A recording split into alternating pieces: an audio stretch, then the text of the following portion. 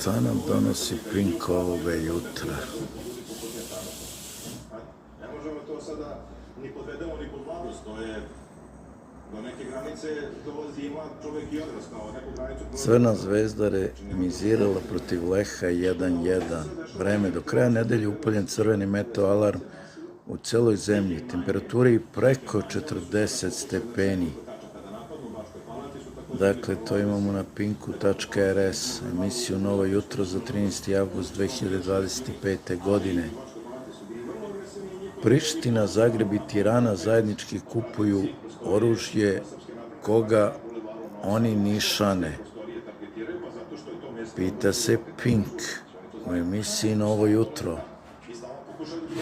Lokalizovan požar kod Kladova, gorelo 100 hektara trave i niskog rastenja.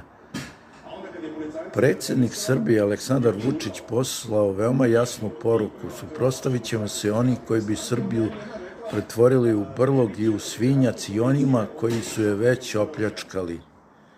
Pa ko je to? SNS. Blokaderi prešli sve granice, dele fotografije nadgrobnog spomenika aludirajući na smrt predsjednika Srbije uz sramne komentare. Sve se plašim da je tako, ali ajde, ako tako kaže Pink. Ajde, dečko, daj malo reč Krletu, da vidimo šta Krle ima da kaže. Ti si se ispucao.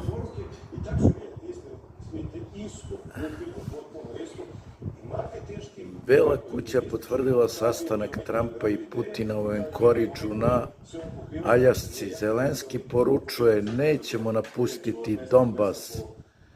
Kome to poručuje? Sport. Fudbaleri Crvene zvezde remizirali protiv poljskog Leha. Rezultat je 1:1. Evo ga Krle, ali kratko ga je bilo.